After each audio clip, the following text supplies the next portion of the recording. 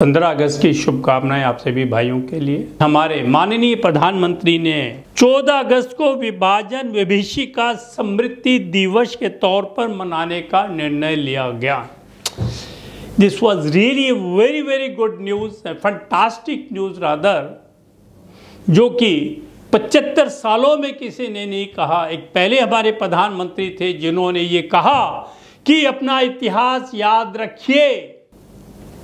इस अखंड भारत के रिलीजन के बेस पे 2 टुकड़े कर दिए और जब विभाजन हुआ उस समय लाखों लोग हिंदू जो पलायन करके पाकिस्तान से हिंदुस्तान आए थे या आने की कोशिश कर रहे थे, किस तरह उन्होंने एक कत्लेआम करके गाड़ियों को हमारे अटारी बॉर्डर पर आकर खड़ी किया और कहा ये आपके लिए गिफ्ट है।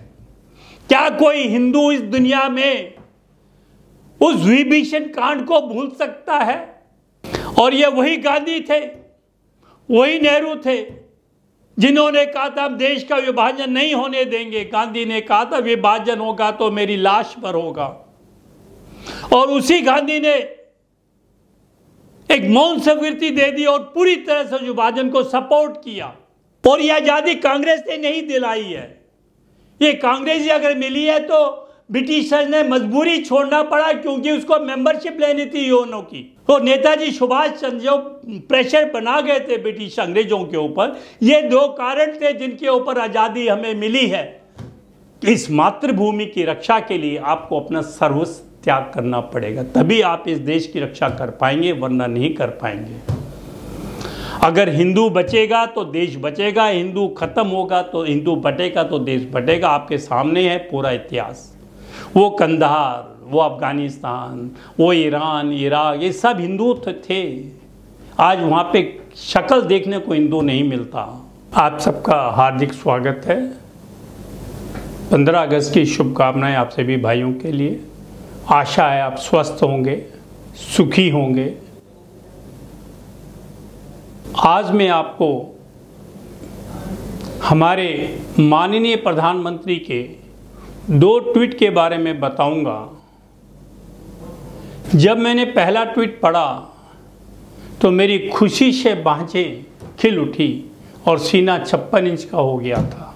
हमारे माननीय प्रधानमंत्री ने एक ट्वीट किया, वो इस प्रकार है: देश के बंटवारे के दर्द की कभी भुलाया नहीं जा सकता। नफरत और हिंसा की वजह से हमारे लाखों भाइयों और बहनों को विस्थापित होना पड़ा और उनकी जान गंवानी पड़ी। उन लोगों के संघर्ष और बलिदान की याद में 14 अगस्त को विभाजन विभीषिका स्मृति दिवस के तौर पर मनाने का निर्णय लिया गया। This was really very very good news, fantastic news rather, जो कि 75 सालों में किसी ने नहीं कहा। एक पहले हमारे प्रधानमंत्री थे जिन्होंने ये कहा कि अपना इतिहास याद रखिए। अगर तुम इतिहास भूल जाओगे तो तुम अपना फ्यूचर नहीं बना सकते। हमें इतिहास से सीखना होता है। हमने गुजरे हुए समय में बहुत गलतियां की हैं और वो गलतियां हमें इतिहास बताता है। अगर हम इतिहास को याद ना रखें तो उन्हीं गलतियों को दोहराते रहेंगे और कभी आगे नहीं बढ़ पाएंगे। क्या कोई ये भूल सकता है कि हिंदुओं को इस देश के अंदर 1500 सालों से कितना जहर पीना पड़ा, कितना त्रस्त होना पड़ा, और किस तरह से मुगलों ने हिंदुओं के ऊपर जबरन कब्जा किया, आक्रमण किए, उनके धन दौलत, मान सम्मान, बहन बेटियां, मंदिर, सबको सर्वनाश किया। और उसके बाद अंग्रेज आए, वो उनसे भी 2 कदम आगे निकले। हमारा पूरा गुरुकुल जो सिस्टम था एजुकेशन का, तहस नहस कर दिया और हमें कहने को तो हिंदू, पर अंदर से हमें इंग्लिश पढ़ा पढ़ा करके एक अंग्रेज का रूप दे दिया। चलिए वहां तक भी सीमित है। उसके बाद में 1906 के अंदर जो डिक्लेरेशन किया, डेलीगेशन को जो उन्होंने दिया, उसकी जो आगा खान लेकर गए थे, किस तरह से उन्होंने हिंदू मुसलमानों को डिवाइड करके एक विभाजन की तरफ अग्रसर हुए, जो अल्टीमेटली जो महाराष्ट्र में जिनकी बहुत अच्छी प्रैक्टिस थी और जिन्हें टीबी का क्षय रोग था और जो इस्लाम के धर्म को बिल्कुल नहीं मानते थे, इनफैक्ट उनको आगे करके इस अखंड भारत के रिलीजन के बेस पे दो टुकड़े कर दिए। और जब विभाजन हुआ उस समय लाखों लोग हिंदू जो पलायन करके पाकिस्तान से हिंदुस्तान आए थे या आने की कोशिश कर रहे थे, किस तरह उन्होंने एक एक के कत्लेआम करके गाड़ियों को हमारे अटारी बॉर्डर पर आकर खड़ी किया और कहा ये आपके लिए गिफ्ट है। क्या कोई हिंदू इस दुनिया में उस विभीषण कांड को भूल सकता है? किस तरह से हमारी बहन बेटियां, किस तरह से हमारे बुजुर्ग, छोटे छोटे बच्चे जिन्होंने पाकिस्तान से आने की कोशिश की हिंदुस्तान में, उनको कत्ल कर दिया गया, उनकी लाशों से खून बह रहा था और रेलों में घूस फूस के भर के उनको आके हमें एज ए गिफ्ट दिया गया। और ये वही गांधी थे, वही नेहरू थे जिन्होंने कहा था हम देश का विभाजन नहीं होने देंगे। गांधी ने कहा था विभाजन होगा तो मेरी लाश पर होगा। और यही गांधी थे, नेहरू थे जिन्होंने कहा था कोई मुसलमान हमारे देश को छोड़ के नहीं जाएगा। यही गांधी थे और यही नेहरू थे जिन्होंने वहां से विस्थापित हुए हिंदुओं, जो हिंदुस्तान में आए थे रिफ्यूजी बन करके 1947 में, उनको सड़कों पे जब खुले आसमान के तले सर्दियों में ठंड से मरने दिया उनको। जबकि हमारे मंदिरों के अंदर जो पाकिस्तान में थे उनमें बुरी तरह से कब्जा कर लिया गया। वहां किसी हिंदू को शरण नहीं ली, बल्कि वो सारे हिंदू जो तोड़ करके उसको कन्वर्ट कर दिया गया। शायद एक दो कोई मंदिर बचा हो तो बचा।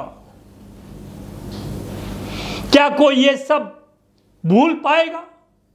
नहीं भूल पाएगा।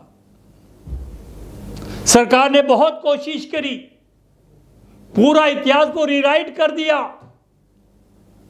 जिस औरंगजेब ने यहां त्राही माम किया था, जिस बाबर ने हमारे मंदिरों को तोड़ के नाश किया था और यहां लुटेरे बन के सब कुछ ले गए थे हमारा, उनको हमारा शुभचिंतक बताया और कहा कि औरंगजेब, बाबर वगैरह तो बहुत अच्छे थे, हिंदुओं के प्रति बड़े दयावान थे, उन्होंने इस देश के अंदर 500-600 साल रूल किया है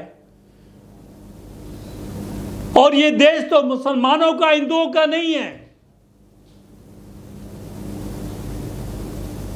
किस तरह से हिंदू मुस्लिम लीग जो बनी थी, इंडियन मुस्लिम लीग, जिस समय हमारा देश आजाद हुआ, मैं आजादी नहीं कहता इसको, जिस समय वो पावर मिली, हिंदू और मुसलमान दोनों ने मिलकर के स्ट्रगल किया था। और ये आजादी कांग्रेस ने नहीं दिलाई है, ये कांग्रेस अगर मिली है तो ब्रिटिशर्स ने मजबूरी छोड़ना पड़ा, क्योंकि उसको मेंबरशिप लेनी थी यूएनओ की।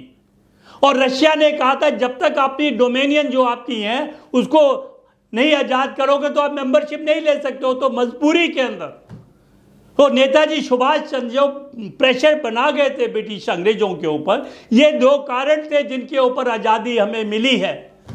अगर मुसलमानों ने कोई साथ दिया तो वो ले गए, पाकिस्तान उनको मिल गया।